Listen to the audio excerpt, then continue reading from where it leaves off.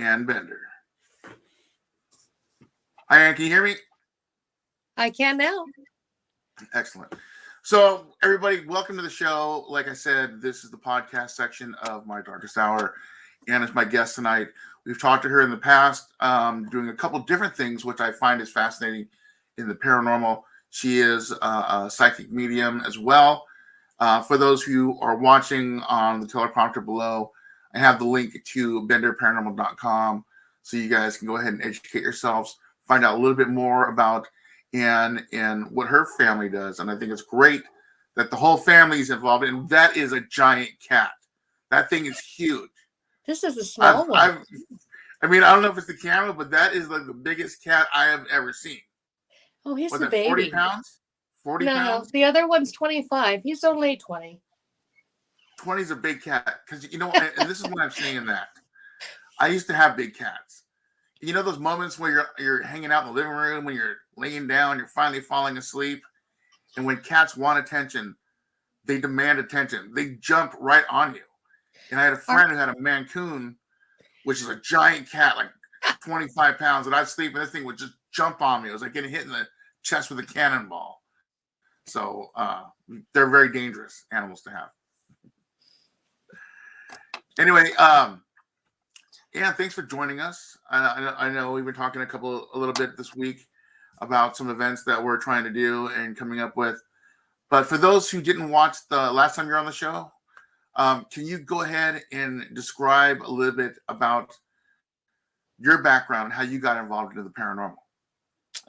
I talk to dead people. I've done that since I was little. Started out in a farmhouse back in Michigan, and it scared the dickens out of my family. It left me very isolated and alone, and seeing and hearing things that my parents knew to be true, but knew that I had no knowledge of. And because it scared them so much, they didn't react well, which is why we're driven to help families like we do now, to help their communication, help take away that level of fear, and make it so that the kids that are in tune and are seeing things that they can't explain aren't tormented by what they're seeing. So that's a little bit of what I do. It definitely got more intense as I got older, and I'll talk more about that later, because now I'm finally putting some of those skills to use, which is really nice and rewarding to be able to have fine-tuned it to the point that I have at this point in my life. Excellent. And since you're helping families, was your family kind of dealt with the paranormal? Were you guys being tormented at all, or were you just experiencing some paranormal activity as a child? I was all the time, because I saw them as clearly as you and I see each other. So I could see details from a very early age that identified people. As my cat's trying to get up here again. Those details were so specific that's what I learned to use to help talk with families, to identify whom we were speaking to. So when we're at somebody's house, if there's a particular type of brooch that has certain details, I'll describe that to help identify that person, or particulars like that. That gives a lot more meaning to what we're talking about and to whom we're talking about. Excellent. And it gives you kind of a reference, because whoever you're talking to might know what they're showing you, or what the spirit's trying to relay. Like you said, brooch or something, or some kind of necklace. And I've seen that before. And they're always trying to say, well, I'm seeing this. I'm seeing this for some reason. I don't know what. And then the family member go, oh, yeah, that's their blah, blah, blah that I have stored away. It's kind of a connection deal. Yes. But what about when you were a child? Did you ever see like the family spirits, the grandma and grandpa ever come back and visit? All over the place. There are details of our family that were family secrets that I knew, that I described. And my mom and I didn't speak till I was very much an adult. I couldn't ever talk to them about it. When my mom's dad passed away, he woke me from my sleep 5 different times. And he insisted that I tell my mom that he was okay, he was going to heaven, and I had to tell her. And he rewoke me, blew his pipe smoke, his tobacco pipe in my face, it took me 5 years to be able to relay this information to my mom, who I found out been praying every night that her dad had gone to heaven because he didn't go to church, and that concerned her. And I didn't know how to deal with that myself because our own family had been so closed off from that topic. So yeah, I had gotten to deal with it firsthand from when I was little all the way, and I still deal with it now with our daughter. Always. Wow. Is your daughter have the same abilities too? Are you noticing that pattern? More so, I'm Really? convinced. Yeah, So the more the lineage goes on, the stronger it gets. And I'm assuming your parents had it too? I believe so. I think they were in total denial, and I think that's probably why it scared them so much. Because I was relaying things very nonchalantly that they had seen and heard and scared them. So everything That's from all. waking up to dreams to deja vu to actually catching glimpses of family members that had passed, or I would get echoes from events that happened in the house. The farmhouse I grew up in was a 100-year-old farmhouse, and I kept dreaming about a fire when my bedroom changed. Well, my bedroom was placed right above where the fire had happened. So that's why I kept dreaming about the fire in the house. So that Wow, that's things like that interesting. tormented me, and I didn't understand it. That must have felt weird being in this room and there was a fire was below and you're just trying to go to sleep and worrying about a fire. Yeah. I mean, that's Yeah. interesting. Well, awesome. So when you were experiencing this stuff, you told your parents that, and what was their reaction to you about it? Silence. Could have heard crickets outside. Oh, okay. Because I had described things so accurately, and they knew I had no way of knowing that actually the kitchen had been destroyed by a fire below my bedroom. And that's why the house was added on to. And that's why that section of the home was new. They'd never told me that. They had no need to. Well, that's interesting. So, yeah, that makes a lot of sense. Me growing up as a kid, I experienced a lot of that stuff, but it was different. I had a lot of Indians for some reason because I guess we grew up in an area where used to be a lot of Indians there, and they would just make their way through the house, and I never really thought much of it. And my mom was really versed in all that stuff, so I tell her, and it was just like a normal thing. And I never had any bad experiences until I was older, like 10. Then I realized everything wasn't Casper the Friendly Ghost. And I'm like, oh, okay. There's these idiots out here too trying to mess with kids. Okay.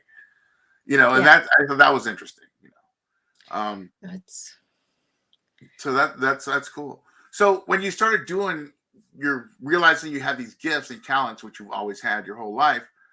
What was your next step for that? Did you decide you wanted to tell people messages? Did you want to go out and investigate? I wanted to help people. That's Cool. why I started working on an ambulance as a teenager. I started working as an EMT and later on a paramedic while I was going to x-ray school. I always wanted to help people, and I thought I could use these abilities through that way, which I did. If we were going to a scene, I would know what equipment to grab before we got there. If there had been a fatality, I would already know that.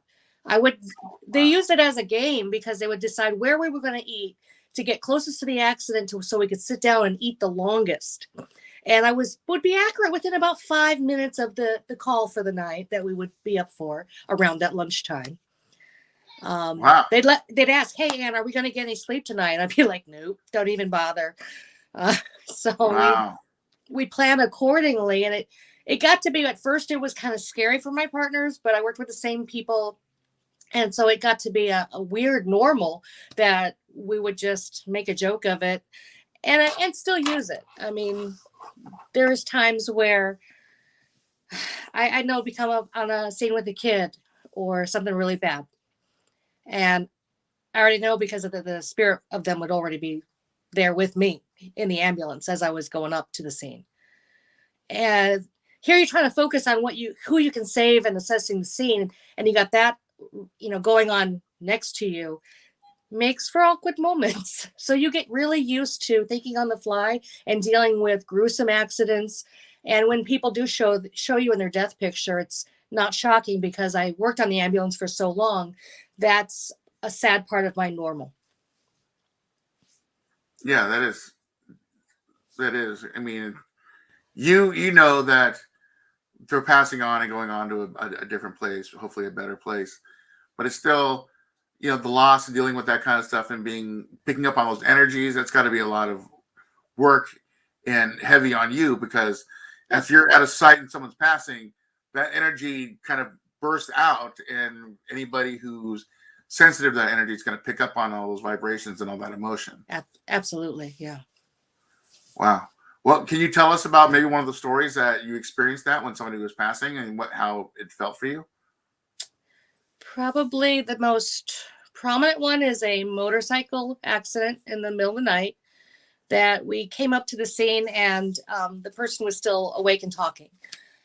And for me looking at him, he was already like part in and part out of his body, but he was talking to us. So when I went up to him, I knew it was bad.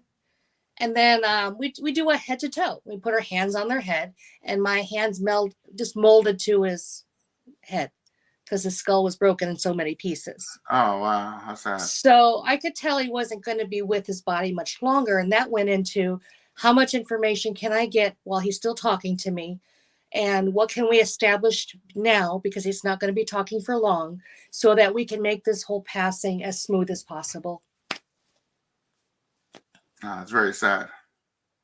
Yeah, I mean, that's why you wear helmets. Back in those late 80s, you didn't wear a lot of helmets. And in Michigan, you had a lot of curvy roads where you drove really fast. So, that's definitely smart to wear helmets, people. I know I ride a bike. I have a Harley. I used to be one of those guys in the 90s where I didn't care about riding with a helmet on, just like the cool breeze. But let me tell you, when you go down, and it's not a question of if you're going to go down, it's a question of when, because there's always something out there, slippery roads, rocks in a corner. Be safe. Protect your head. It's all you got when you're out there, so be safe. Only got one. Yes. Yeah. All right, let's talk about getting more involved in the paranormal. I know you got benderparanormal.com, and I know you've been doing stuff with the family. Tell us a little bit about the workings of how you guys do your investigations. Well, I joined and met my husband when he had the group API back in 2000, early 2000s, and worked with that team, made it huge, got in the TAPS family, got burnt out. We just got so big. It was so much. We were doing everything single weekend. We just thought, it's just he and I. We're going to step back and just, lead normal life. Well, it just keeps sucking us back in. We worked with a couple other teams. They kept asking us back. And we said, no. Well, then our daughter came along, and it became very apparent before she was born how active she was, and her abilities of playing with toys before she was born. So I already knew her favorite toys. That was interesting. So she was playing with the toys that you already had for her before she was born? That's right. Really? That's the first time I've heard that one. That's awesome.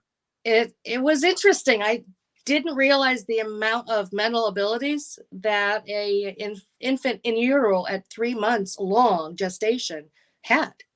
And it was 3 months along where she started playing with things, interacting with things. And I went, wow, that's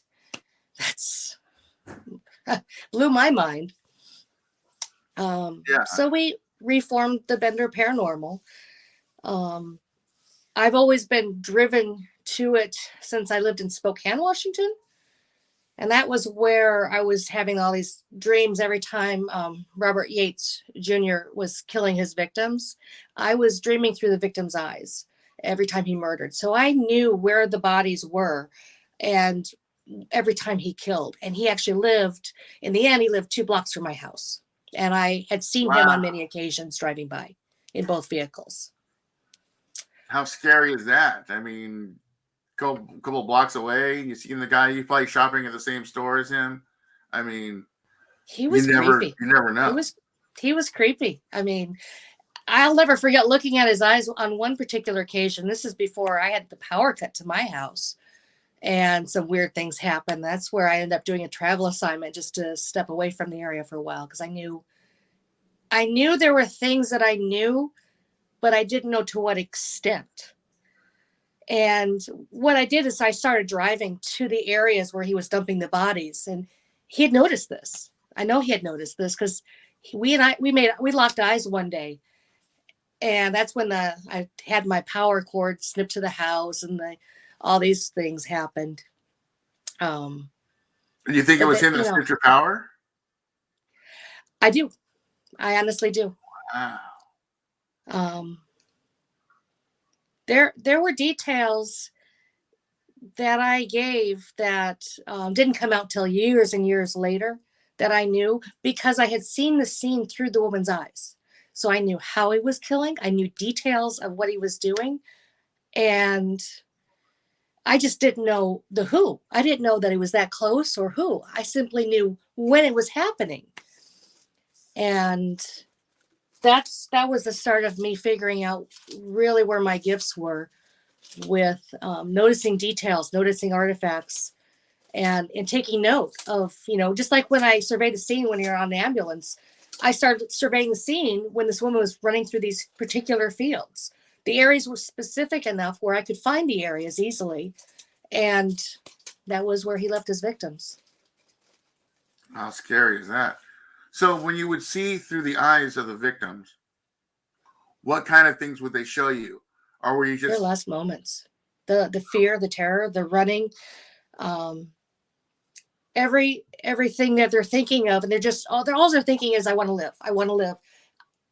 Yeah, And survival mode. the reality is setting in that they're not going to make it. They were barefoot. They were running in a field. They couldn't even feel the grass cutting into their feet as they were fleeing and stumbling, and what he did to them next. And you were able to see that, what he was doing to them? Yeah. Wow, that's horrible. Sorry to hear that. That's a lot of my drive to try to help with some of the work I've been doing lately. Oh, so people are asking you for information to come into you and saying, "Can you give us anything?" Yeah, over the years, I've been asked for missing persons, for missing objects, for unsolved cases, cold cases, and I always keep stuff like that on the lowdown. I don't ever ask for money for when I do a reading. I ask for a donation to an animal sanctuary or animal shelter. That's how I ask for help that way. I don't ever take any type of proceeds, donations, as long as it helps the animals. Yeah, you're helping to create more help for other, for other causes. Other animals that can't speak for themselves. Yes. Recently, beginning of December, right before Christmas, I was able to find a person in Vancouver, Canada, to the exact place and time where the family was able to go the next morning when I said she would be there, and they did find her. They did reunite with their daughter. Wow. Was she just taking off and running around, or what happened? She got into drugs. And I was able to see through her eyes, because she was in a state of near death, that at that moment I was able to see so clearly, because she was at such risk and so far gone at that moment. I was able to feel what she was feeling, know where she was going to be the next day, where she was going. The building she showed me, having been to Vancouver once, I knew was very distinct. And I knew it was a 6-story red brick building, and there weren't many red brick buildings in that particular area of Vancouver. I went on Google Maps looking for what I had seen, what she had shown me, found the name of the place. It was a hospital. And I'm like, okay, you're going to be there at 9:00 tomorrow. So I called the person that asked me to help and asked, can family be there at 9 a.m. tomorrow, between 9 and 9:30? And they said yes. And there she was. So. Wow. Good job. I'm sure the family's pretty happy about that, huh? Absolutely. I mean, it's not just the dead you always want to speak for. If you can do some good for the living, my goodness, that's the ultimate. Yeah, because you're saving lives at that point. You're helping them reunite and get her back home where she can get away from. That's what I started doing on the ambulance, and trying to use that knowledge to help facilitate, quicker care, better care, the right care. So awesome. That's a good story right there. You should write a book about it. see, I kind of am. I kind of started. I'm working on it. Yeah, you I. should. You should get It's it called published. Living Through Death Come Size. sell it at my Paracon. I don't know if it'll get done by then, but it's Living Through Death Size. And it's about the various encounters I've had with various serial killers, which amazingly I've had rubs. I've crossed paths with several of them. Really? Some on investigations, Wow. one at University of Michigan, H.H. Holmes. That was bizarre. And now I'm working with a out of area. I don't work with any in the area police, but the officer I first started with many years ago once was a on the Zodiac case in the Bay Area. Mhm. And he had me walk a scene from the late 70s to describe what was there, which I did. And the look on people's faces is fantastic. Um, so recently I've been working with out of state um, police agency to hopefully bring some closure to some cold cases and give them some clues to get in the right direction to where they can find hard evidence, where they can find facts and solve the case. Wow. That's a lot of serial killers. I mean, it's almost like you have a natural knack for picking up on that kind of vibration. Kind of, sadly, I do. And that's why I can't work in cases in our area.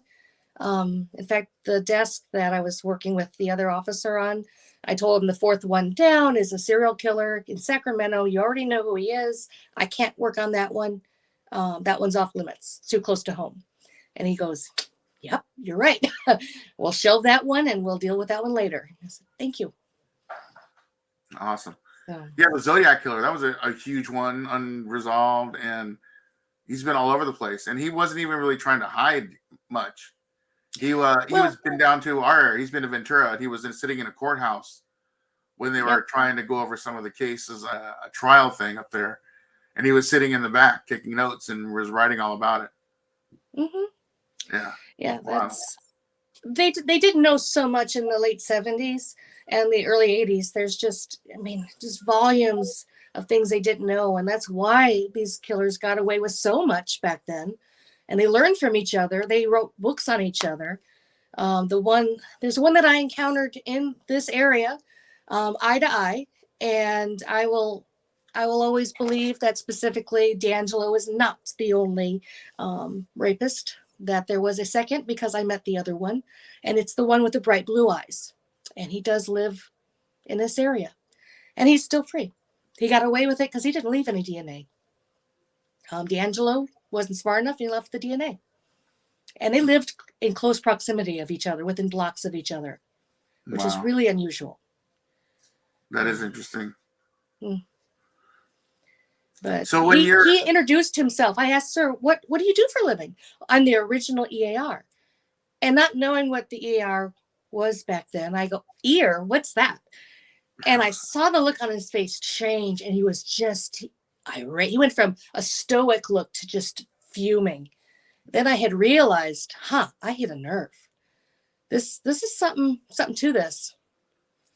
I looked up the rest, and 2 weeks later, after I made a few calls and actually reported the incident to the correct authorities, D'Angelo was arrested 2 weeks later. And I went, "That's not the EAR. I met the original one, the first one." And he was actually arrested in 72 driving across from Michigan, of all places, Michigan, to Sacramento, arrested halfway for murder and got away with it. Wrote a book on getting away with it. wow, how That's cocky is that? that's the He's man just I met. like he's just trying to show in everybody's faces, like, you guys are all done. I'm right here. And I even wrote a book about it, and here I am. yep. If you Wow. look, there's two different drawings. There's two different sketches, and it really does look like two different people. I met the one with the brilliant blue eyes. D'Angelo didn't have those brilliant blue eyes. He was the darker one. He had very different features from this man. And I think this is the scarier one of the two, to be honest with you. Having met him eye to eye and have him, as he was leaving my presence, going, "I'm really not kidding about what I said." Have him reiterate that, looking at me. I was fearful for the next couple of weeks where I was going to. I kept looking over my shoulder after that encounter. I don't fear the dead. I fear the living. Seriously, they're much more dangerous. Especially somebody like that, and they have so much ego. And that's the thing about serial killers. It's always about their ego out there, their presentation is what they're trying to They're perceive to the world, and narcissists. their They're greatness of their narcissists. weird world. Yeah. Unfortunately, when they are committing that act, the victim is able to find me. However, I'm wired makes it easy for them to connect with me, especially if it's close proximity. And I see through their eyes. I literally see exactly what they're seeing in that moment. How horrible. I'm sorry you have to go through that. But it helps people understand, and if they can get clues to catch these people, then that's awesome. And Yeah. helping other people with these issues, that's another huge thing. If you can help them get some kind of closure and understanding of their deceased ones, that's a great thing. It's a beautiful thing. Yeah, it's at that point it's all about closure.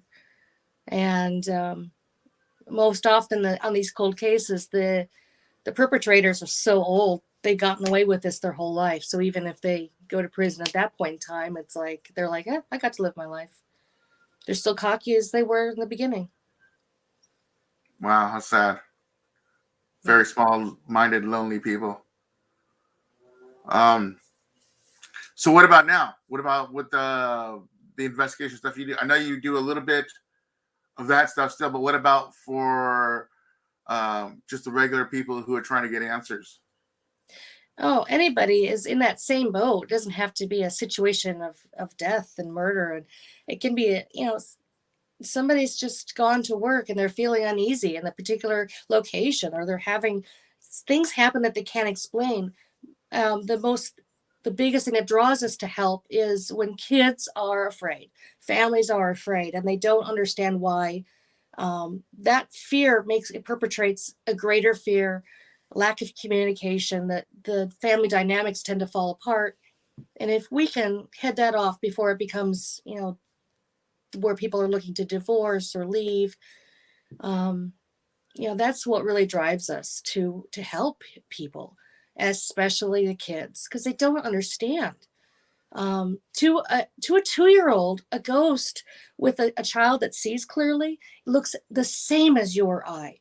They don't understand they're talking to a ghost, and they're going to interact and play just the same, because in the eyes of a 2-year-old, they're innocent. They don't realize that some of these are not good, and that's where things can happen. Like with my daughter, when she started playing with a family member who was killed by the Green River Killer. My husband lost a family member to her. She is around. She introduced herself by showing my daughter how she was bound when she was killed. And that's where we had to have a very serious heart to heart, because my daughter started binding her dolls in that same Oh fashion. wow. And I went, okay, we're going to have a little chat here. I love you dearly. You're allowed to play with her as much as you want. But here's where I draw the line as a mama. Yeah. This is off limits. She doesn't understand this. I get it. You don't need to go through that again with me. Let's go forward as a family. Let's go forward. You're welcome to be a part of our new future. So I'm talking to the ghost, having this conversation, dealing with somebody who was bound and tortured and raped, and is a family member. But yet we have to go forward, and we still have to learn to heal. Mm. I think over the years she's starting to let go of that. It's never been an issue. And to this day, she's still hung out and watched horror movies with us. There you go. At least you're keeping her company. She doesn't feel alone. That's important. Yeah, it's But at the same time, like you're saying, when they go through these horrible things that have happened and they hold on to it, because when you pass, you can let it go, but the intensity of the trauma is so strong, it kind of imprints itself onto your spiritual energy. So there is that ongoing healing process where they need to let go of that, replace that horror with something more beautiful. Maybe she was able to let go of more of it because she's spending some time with you, with the I family. believe so. She wasn't feeling alone anymore. All of a sudden, there's people who cared about her, even though she was a spirit. It's still the same thing, whether it's a physical, fleshy body or whether it's a spiritual manifestation of energy. it's still conscience and still the same thing. So She's still family, and we love her all the absolutely. same. And that's what we do. We do that for um, holidays and stuff. We always put that extra plate out still for certain family members. We always burning candles with pictures of family members up that have already passed. We always keep that energy going so that nobody feels alone. And that's been a tradition pretty much since the beginning of time. So that's awesome that you continue doing that for people like her who needed that help. Well, and it's for any family out there that's dealing with loss, especially recent loss, knowing you can still talk to that family member as if they're sitting there, because they may be quiet at that moment when it's real recent. They're very quiet. They give you time to heal. But to know that, yes, you can talk to them and they can hear you is so important. And over time, 6 months to a year goes by, then you'll start to notice those little signs that tells you, yeah, they're still there. They're still listening. And it's just this whole process of that.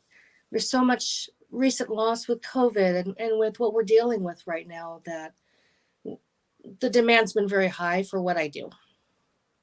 Yeah, I'm sure. People are probably asking you, and it's on both sides, either whether it's a living person trying to ask you to communicate with the deceased person, or the deceased person's trying to get you to communicate with somebody they know. So I'm sure a lot of that, I'm sure during the COVID times, it's heightened quite a bit. There's times where I've driven by certain spots and I'm like, okay, you're going to have to get the family members to contact us. Here's how you contact us. And I have that thought process as I'm driving by. And then within a week or so, we get that call and I went, yeah, whereabouts are you? Yep. Okay. I know. And that has happened so many times.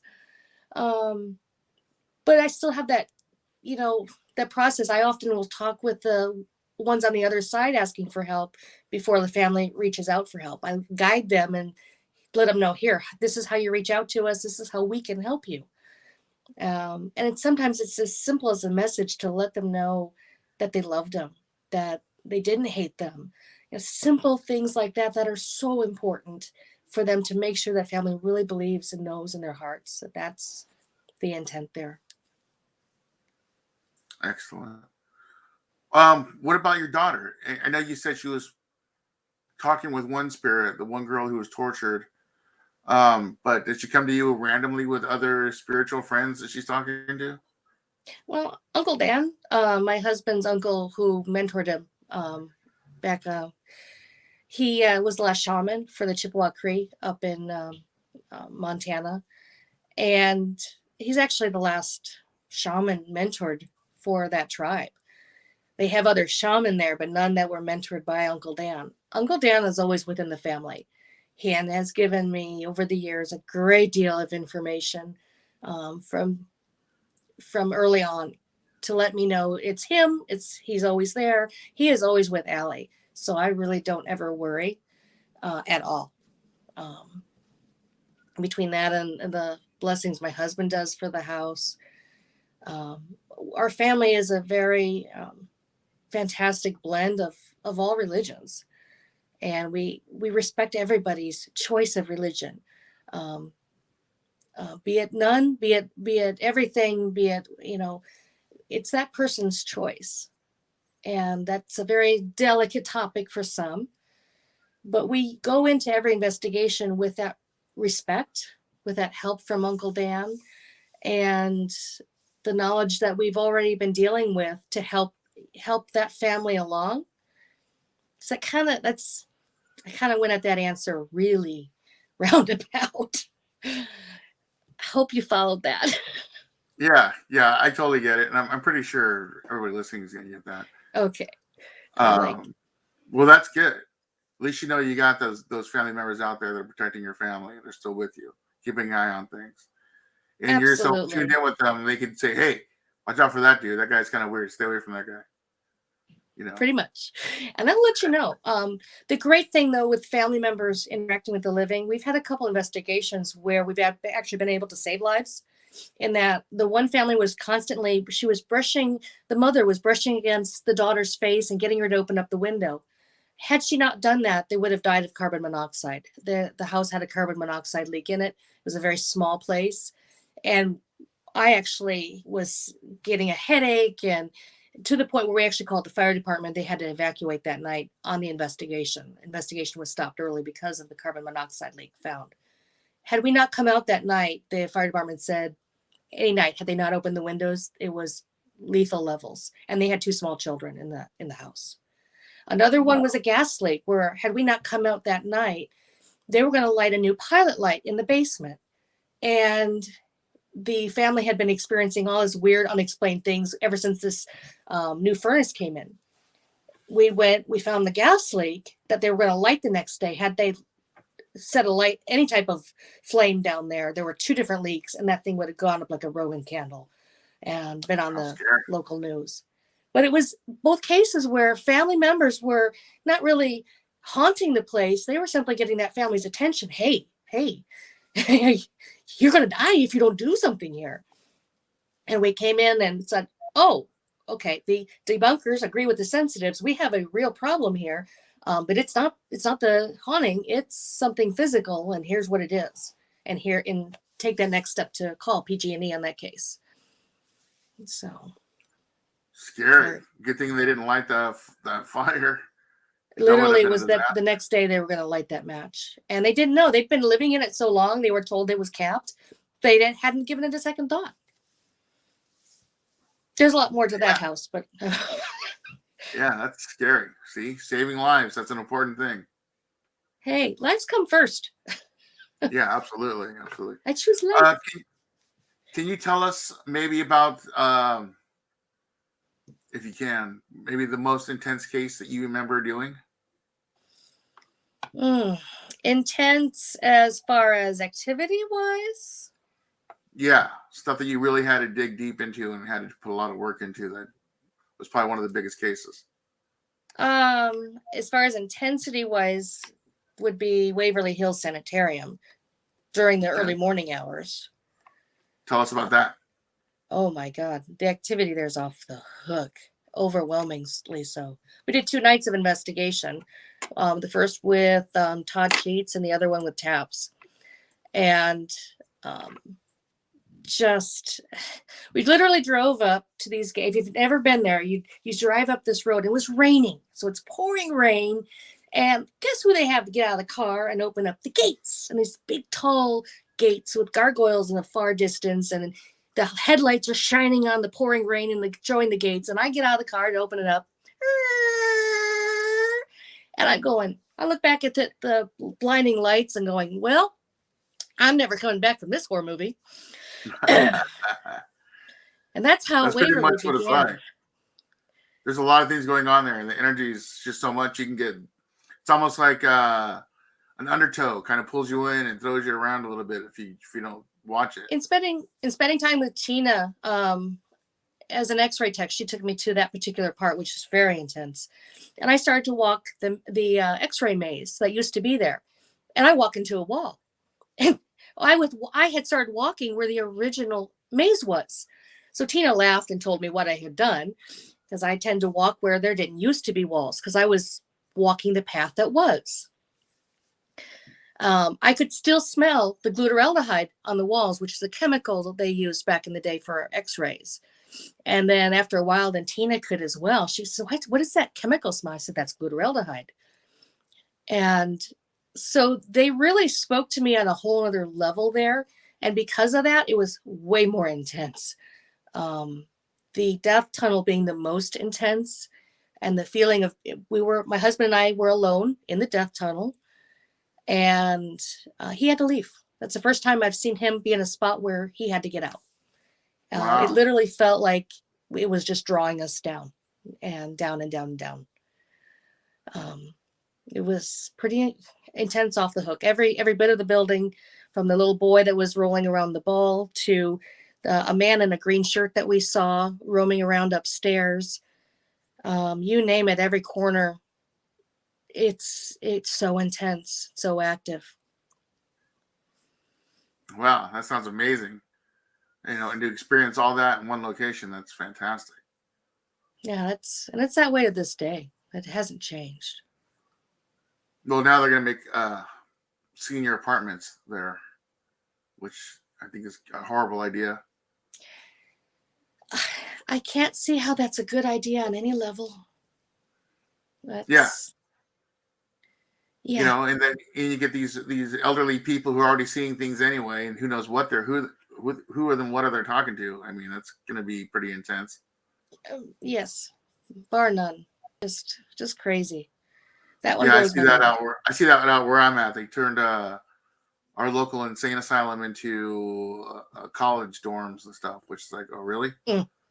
And then we get reports from the school all the time. I actually got asked to come in there when they were doing some remodeling work because uh, the crews were being pulled off their ladders and things were missing and strange things were happening during the night when they were trying to do the remodels and putting in the new air conditioning units and stuff.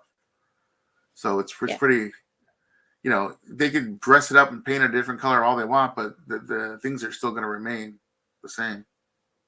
Any insane asylum, especially with history, early history, where they were learning and exploring, from Clovis to Stockton to um, places in Michigan. Anyone has been equal to Waverly in feeling, and always with pronounced, profound activity that's measurable. Um, that's one specific thing. It stains the area. It stains it on a whole nother level, more deeply than a traumatic incident, that just is a bleep in time.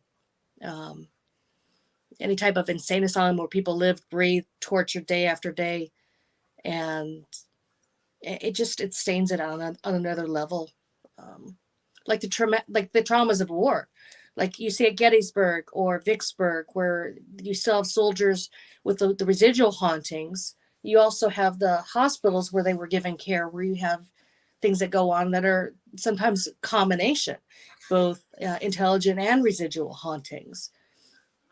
And regardless of what stands on that land, it still occurs as if that same building was there. So they can rebuild, redo anything on it. If you research and you find out what happened there, for instance, a cemetery, an ancient cemetery, especially a Native American one, and you build houses on it, those are our most intense cases, bar none. The dead do not like being built on. They just don't like being disturbed. Yeah, it's supposed to be a memorial park. It's a cemetery. It's a memorial park.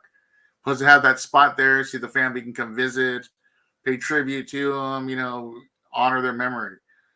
They've got Not just nothing else to do but make you unhappy if you disturb them. There's nothing else they have. So leave them be. And I see it time and time again. Actually, there's 3 cemeteries down the street from me that are linked together. And the cemetery that was in the middle, which is a pioneer cemetery from the 1900s, they've leveled it and it's just a flat lot now. Mm. And I've seen it, and I've been there, and I've seen the bulldozer sitting on top of broken headstones and stuff. So it's like pretty sad. Man. Yeah, that's sad.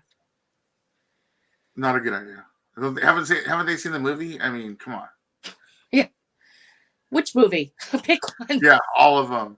Oh, 1 through 4. Yeah, they're all pretty bad. Yeah. Anyway, cool. It's. So we only have about 10 minutes left. So I really want to see what's in the near future for you and what you have going on. Well, doing lots more with my dowsing. Doing I'm actually I have started writing my book. Actually, more than started. I'm the third of the way into it, which is really hard. I have a new respect for anybody who's written anything. It's a whole nother level. You're putting yourself out there on a level. You're trying to explain things that you see and imagine in your head that is factual, but it doesn't equate the emotions that goes along with it.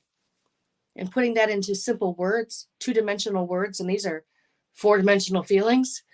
That's a whole other level of hard. Yeah, because you understand what you're writing, and you're hoping that your readers understand what you're writing. But in most cases, they do. They understand. They read it, and they kind of kind of the same thing. They kind of reading the words and they're kind of envisioning it in their head, kind of like how, as if you were telling them the tale.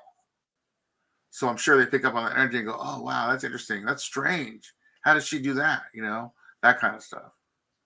And that's part of it. I've had people ask me how I do that. And when I sit down and explain it, I'm getting a little bit better at explaining it, but it's still really hard because it's all about energy and how you tap into that, how you use that to see what you're seeing. You're not, so I had one person at work that keeps thinking I'm invoking. I'm like, no. You simply are locking into what's already there. You're not invoking, you're not creating anything. You're tapping into what's already there and interpreting it. And that's the hard part because you don't want to change its interpretation. You want to leave it as it is. So if something looks like something, you be clear. It's not this object, but it looks similar to this. So when you're talking that to a family member, you can say it looks to be this color, but if you're looking through somebody's eyes who's colorblind, everything is going to look gray. It's just shades of gray. So then you've got to figure out, what does this gray mean? And that's where the skill comes in and the responsibility comes in, to be able to look at that information and not distort it and make it so it's usable. So if an officer needs to try find an object or an area, they can at least get close. You're not going to be exact most of the time. So, you know, like with the gal that I was able to find that was still living, that was just a simple miracle. And people listened, that were able to go and get her when I said, you need to be here then. So they've got a long fight ahead of them, but at least they have a second chance. I don't think she would have survived much longer in her current path. Yeah, thank God that happened, and you were able to help them reunite and get their lives back on track. Yeah, with other missing persons, I was able to see like general areas and let them know, yes, this person's still alive, or in other cases, no, this person's not alive. I can sense that. Just like I can sense if somebody were to walk in the room, or the male, female, you know, how do I know where my daughter is in the house at any given moment? It's really no different. So when I'm teaching it, I try to show people, does a room feel different when you flick on a light or flick off a light? Does it feel any different? Does it feel different if you open or close the door? Does the energy change? Does the feelings change? Does it feel like you're in a movie theater all of a sudden when the lights go out? Or does it feel the same? So that's what I do. That's what I continue to do when asked. And just teaching and sharing that knowledge is what propels me forward. And that's awesome. Just keep doing it, because that's it sounds like it's the calling, and you've been doing it your entire life. So that's awesome. So that's me in a nutshell. I will have a batch of dowsing rods to let people get their hands on. How are they going to get those? I'm going to bring them with me. And so. That's awesome. Those are cool. And they're fuzzy looking. Yeah, I'm a texture kind of person. And the feathers help me when the rod is moving. Lets me kind of get a better idea when it's dark. So I don't have to have my light on the rods. It helps me feel exactly what they're doing, where they're at, by the feel of the feathers, and it doesn't affect the rod movement at all. So that's kind cool. of neat little trick I've found that doesn't interfere, but it helps me be quicker and more connected to whom I'm talking to. That's cool. And they look cool, so nice. I hope excellent. So. Are you still out there helping people with their paranormal stuff, or are you just Absolutely. doing readings? So you're probably still pretty booked, huh? We're pretty full up. We've got a great team that we've brought on board to get us helping, and we've got some interesting cases right now that have taken a lot of research because they're so in depth. One's actually in Gold Country that we've been dealing with, and that one got way more. we're still involved in that one and uncovering it. It's right up from the Cary Hotel. It's on top of the original gold mine in Placerville, and way more bad things happen there than I ever dreamed of. It sits on ley lines, quartz, and gold that's still there. So you've got all that enhancing what's going on. And the original owners from 1850, the granddaughter still lives on the property across the street. So she is still in close proximity from this house. Wow, that's cool. So things like that. They've got some, and that one's been a whole tangled web to unwind. A nice big puzzle to yeah, there you go. We like puzzles. This is a big one. All right. This is a 5,000 piecer. All right. Well, we are running out of time. We'll have to wrap. I do appreciate you coming back on the show and spending some time with us, giving us catching up on some things. Hopefully, see you soon. As we were talking about, I got some things going on, and I'm going to be making some announcements soon about that. And everybody I talked to is pretty excited. So hopefully, we'll be able to do that, and I'll be making the announcement soon. So I will definitely let you know. Okay. And everybody who's listening, like I said in the bottom here, you can reach out to Anne, Classy Anne. I put that up there too, as I saw on your Facebook page, at benderparanormal.com. If you have questions, you can reach out to her and ask her some questions. I'm sure she'll get to you when she has time. She is very busy, but I'm pretty sure you'll answer as much as you can. And we appreciate Absolutely. that. So, all right. Well, thank you so much for joining us, and I will talk to you soon. And for that, tonight, that is the show. You're listening and watching My Darkest Hour Radio, the podcast. And don't forget to tune in to Paraflix, where we have season 1 still streaming into the further. So make sure you check that out. More stuff coming up. I have the Pacific Coast Paracon coming up that we're talking about. Those who want to get involved, you can DM me on Facebook or at the event page.